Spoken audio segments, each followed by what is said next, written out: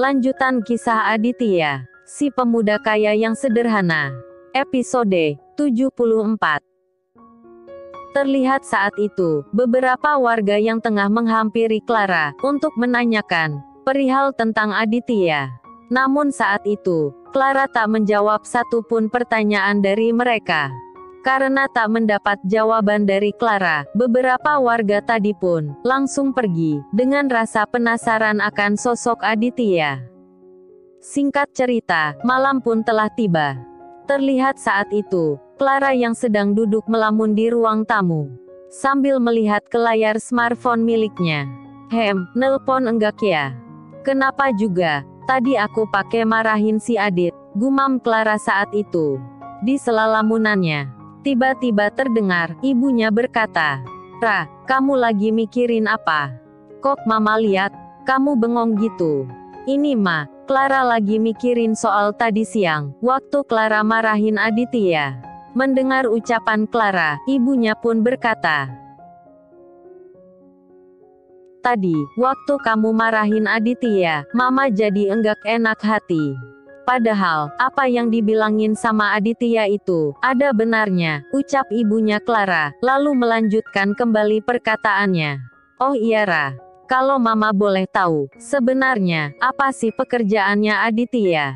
Soalnya mama lihat, orang yang tadi datang bawain uang, sangat menghormati Aditya." Mendengar ucapan ibunya, Clara pun berkata, "Aditya itu, bosnya Clara. Dia itu yang punya perkebunan, tempat kerja Clara sekarang ma," sahut Clara. "Ah masa sih?" ucap ibunya Clara. Mendengar ibunya, yang seolah tidak percaya dengan ucapannya tadi, Clara pun berkata lagi, "Ih mama, benaran ma, masa mama enggak percaya?" "Mama bukannya enggak percaya, mama cuman kaget aja. Di usianya yang masih muda, dia sudah sesukses itu," ucap ibunya Clara, lalu kembali berkata, "Jadi gimana? Apa besok kamu mau kembali ke perkebunan?" "Enggak tahu juga ma. Soalnya Clara enggak enak hati, karena tadi Clara udah marahin Aditya," sahut Clara. Mendengar ucapan Clara, ibunya pun berkata, "Ya udah, besok kamu temui Aditya dan minta maaf sama dia. Biar gimana, Aditya udah bantuin melunasi hutang kita." "Iya ma," sahut Clara. Setelah itu terdengar lagi, ibunya berkata, "Ya udah, sekarang tidur Gi. Biar besok bisa bangun pagi." "Iya ma, kalau gitu Clara tidur dulu ya ma," sahut Clara, lalu beranjak dari tempat duduknya. Singkat cerita, tak terasa, pagi pun telah tiba. Terlihat saat itu, jarum jam telah menunjukkan pukul 8 pagi. Clara yang baru saja bangun, ia pun langsung melihat ke layar handphonenya. "Ampun deh, udah pukul 8. Pasti udah ditungguin sama si Adit nih," ucap Clara pada dirinya. Lalu, setelah menemui ibunya, Clara pun berkata, Mama, kok mama enggak bangunin Clara sih?" ucap Clara setelah menemui ibunya. Mendengar ucapan Clara, ibunya pun berkata, "Emang kamu enggak dengar ya, waktu mama ketok pintu kamar kamu?" Mendengar ucapan itu, Clara hanya menggelengkan kepala. "Ya udah, sana mandi," ucap ibunya Clara. Sementara, di lokasi yang berbeda, di ruangan VIP, di sebuah restoran mewah, terlihat saat itu, Dika, Jasmine, Pak Albert, dan beberapa rekan bisnisnya, seperti sedang mengadakan pertemuan di pagi itu. Terlihat pula saat itu, Jasmine yang gagal merencanakan acara ulang tahunnya, ia seperti tidak semangat menghadiri pertemuan itu. "Pak, ngapain sih ngadain pertemuan mendadak gini?" ucap Jasmine.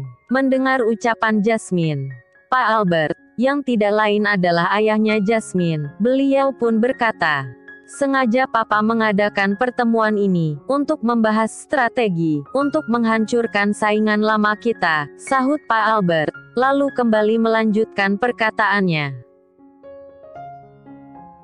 "Dan rekan-rekan bisnis Papa yang ada di sini, mereka siap membantu Papa," ucap Pak Albert. Mendengar ucapan ayahnya, Clara pun berkata, "Saingan bisnis yang mana Pak? Saingan yang mana lagi? Kalau bukan si Winata dan si Nakamoto itu, ucap Pak Albert. Clara mendengar ucapan itu, ia pun berkata, perasaan, Om Winata, tidak pernah mengganggu bisnis kita. Kenapa Papa dan teman-teman Papa mau hancurin bisnisnya? Apalagi Om Nakamoto, dari segi bisnisnya aja udah beda, jadi enggak bisa Papa anggap sebagai saingan, ucap Jasmine. Mendengar ucapan itu, Pak Albert pun berkata, kalau bisnis hotel dan restorannya Winata udah hancur, pasti restoran kita bakalan tambah ramai. Kalau soal si Nakamoto, makanya Papa ingin menghancurkan perusahaannya. Karena dia adalah teman baiknya Winata, yang selalu membantu si Winata ini, ucap Pak Albert. Mendengar ucapan itu, Jasmine pun berkata, kalau soal persaingan di bisnis hotel dan restoran, seharusnya restoran Winata yang harus Papa anggap sebagai saingan. Karena saat ini, restoran itu yang sedang naik daun, ucap Jasmine. Mendengar ucapan Jasmine, salah satu rekan bisnis Pak Albert, yang diketahui bernama Pak Yongki pun berkata, Pak Albert, kalau seperti yang Anda katakan, bahwa Nakamoto selalu membantu Winata dalam setiap masalahnya, rencana ini pasti akan sulit, ucap Pak Yongki, lalu kembali melanjutkan perkataannya. Sebab kita semua tahu, kalau kedua pengusaha ini adalah orang terkaya, setelah anak muda yang bernama Nico, pemilik restoran Winata, yang tadi Bu Jasmine katakan. Mendengar ucapan itu, ayah Jasmine pun berkata, kalau soal itu, Pak Yongki dan rekan-rekan semua, tidak usah khawatir. Karena saya dan Dika, sudah berencana, untuk merangkul Nico, ucap Pak Albert. Pak Yongki, mendengar ucapan itu, beliau pun berkata, apa Nico sudah setuju, untuk bekerja sama dengan kita? Mendengar ucapan Pak Yongki, Dika pun berkata, kalau masalah setuju dan tidak, Pak Yongki tidak usah khawatir. Pengusaha mana, yang tidak mau, kalau saingan bisnisnya bangkrut? Kalau bisnis Pak Winata hancur, otomatis, restoran dan hotel milik Nico, pasti akan ada lonjakan pelanggan. Makanya, saya yakin 100%, Nico akan setuju dengan tawaran kita, ucap Dika, lalu kembali melanjutkan perkataannya. Saya dan calon mertua saya, sudah mengatur rencana, untuk menemui Nico, saat peresmian departemen store miliknya nanti. Sementara Jasmine, mendengar ucapan Dika, yang menyebut ayahnya dengan sebutan calon mertua. Ia pun bergumam, calon mertua Palalu, siapa juga yang mau nikah sama kamu, gumam Clara. Setelah itu terdengar, Jasmine berkata pada Dika, Pak Dika, apa Anda yakin, Nico akan setuju dengan tawaran Anda? Dan kalau seandainya, Nico tidak setuju dengan tawaran Anda, apa yang akan Anda lakukan? Apa Anda akan mencoba untuk menghancurkan bisnisnya juga, ucap Jasmine. Mendengar ucapan Jasmine, spontan, rekan-rekan bisnis Pak Albert pun, saling bertanya satu sama lainnya. Sementara Dika, mendapat pertanyaan itu, ia pun diam, karena tak tahu harus berkata apa. Karena Pak Albert dan Dika, yang tidak menjawab pertanyaan Jasmine. Pak Yongki, dan rekan bisnis yang lain pun, mulai terlihat ragu, dengan rencana tersebut. Karena tak kunjung mendapat jawaban, Pak Yongki pun berkata, bagaimana Pak Dika, apa yang akan Anda lakukan, seandainya Nico tidak menyetujui, untuk bekerja sama dengan kita? Apa Anda akan menghancurkan bisnisnya, seperti yang Bu Jasmine katakan tadi? Kalaupun iya, saya ragu, Anda mampu untuk menjatuhkan dia. Atau mungkin, Pak Albert yang mampu, untuk jatuhkan Nico, ucap Pak Yongki, yang mengulang perkataan Jasmine. Mendengar ucapan Pak Yongki, Pak Albert pun berkata, kalau untuk menjatuhkan Nico, saya akan berpikir 1000 kali, karena menurut informasi yang saya dapat, anak ini mempunyai rekan bisnis di berbagai negara, yang rata-rata punya pengaruh besar, sahut Pak Albert, yang tidak mengetahui bahwa Nico adalah tangan kanan Aditya. Sementara Dika, karena mendapat tekanan dari Pak Yongki dan rekan-rekan bisnis yang lain, ia pun berkata, "Saya sudah pernah menemui Niko, dan dia setuju untuk bekerja sama dengan kita. Kalau soal pertemuan nanti, saat peresmian departemen store miliknya, itu hanya untuk mempermantap rencana kita saja," sahut Dika. Mendengar ucapan Dika, Pak Albert pun berkata, "Nah, semua sudah dengarkan apa yang Dika bilang.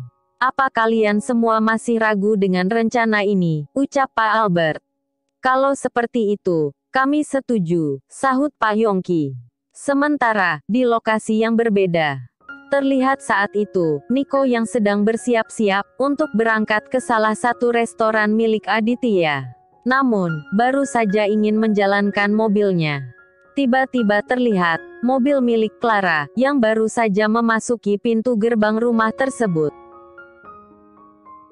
"Itu kan, mobilnya Clara," gumam Niko, lalu keluar dari mobilnya. Sementara Clara, setelah memarkirkan mobilnya, ia pun langsung menghampiri Niko. "Nik, Aditya mana?" ucap Clara, setelah menghampiri Niko. "Aditya udah balik ke perkebunan," sahut Niko, lalu kembali melanjutkan perkataannya. "Tadi subuh, aku ngantarin dia ke terminal." "Yang benar, kamu enggak bohong kan?" ucap Clara. Mendengar ucapan Clara, Niko pun berkata, "Ih, ngapain juga bohong. Tadi, Aditya nitip pesan ke aku. Katanya, kalau kamu mau kerja di perkebunan, kamu datang aja, pintu perkebunan selalu terbuka lebar untuk kamu," sahut Niko, lalu kembali melanjutkan perkataannya. "Udah ya, aku mau berangkat kerja dulu," ucap Niko, lalu kembali masuk ke dalam mobilnya. Sementara Clara, yang baru mengetahui bahwa Aditya telah kembali ke perkebunan, ia pun langsung mengambil handphone miliknya untuk menghubungi Aditya. Tak berapa lama kemudian, terdengar suara seorang wanita yang menjawab panggilan itu. "Maaf, nomor yang Anda tuju sedang tidak aktif atau berada di luar jangkauan." "Ih, pakai enggak aktif lagi," ucap Clara. Setelah itu terdengar Niko berkata, "Udah sana, buruan susul." Iya, sahut Clara, lalu kembali ke dalam mobilnya. Setelah itu terlihat, Clara pun langsung menjalankan mobilnya. Di sela perjalanan menuju perkebunan, Clara terus memikirkan soal kejadian kemarin. "Gimana ngomongnya ya, kalau ketemu sama Aditya?" gumam Clara. Singkat cerita, bus yang ditumpangi Aditya pun telah memasuki desa Bukit Sejuk.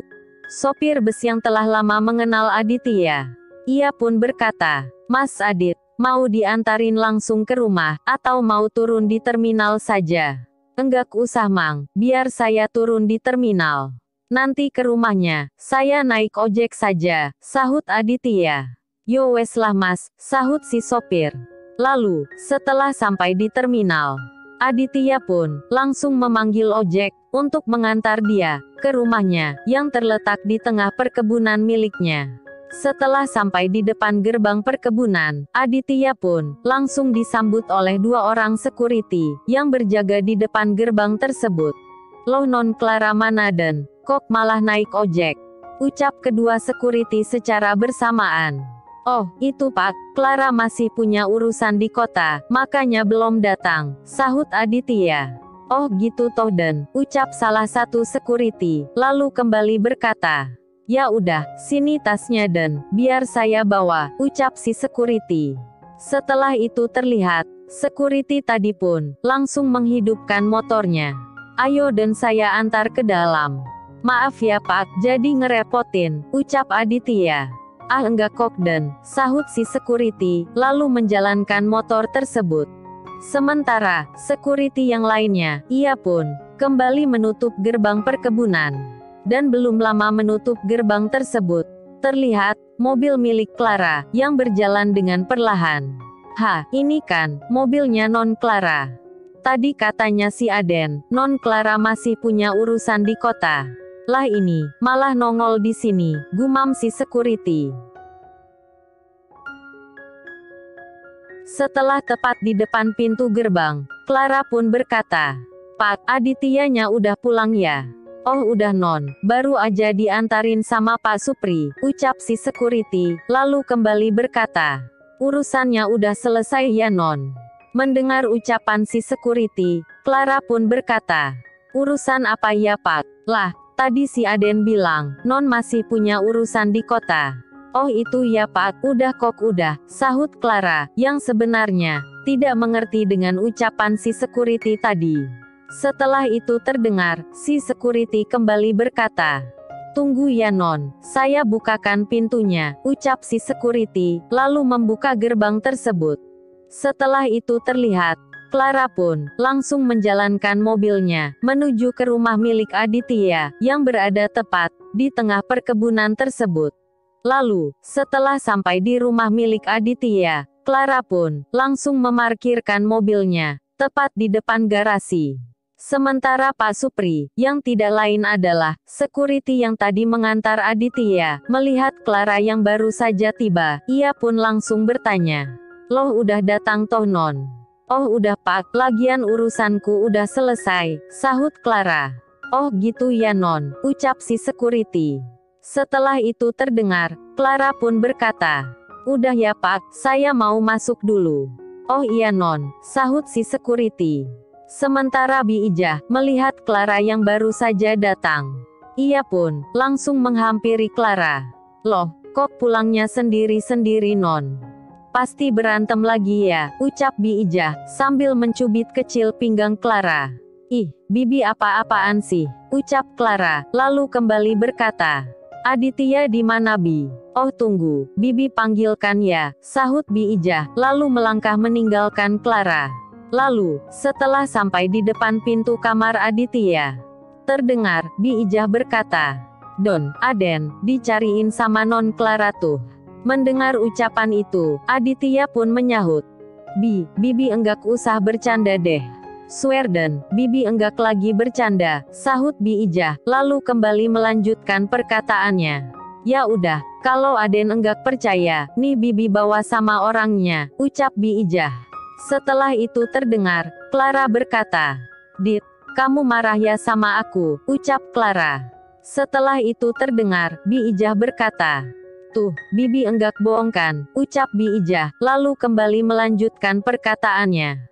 "Udah ya Den, Bibi mau lanjutin kerjaan dulu," ucap Bi Ijah, lalu melangkah meninggalkan Clara, yang masih berdiri di depan pintu kamar Aditya. Lalu, oke dulu ya gengs, nantikan kelanjutan kisahnya di episode 75.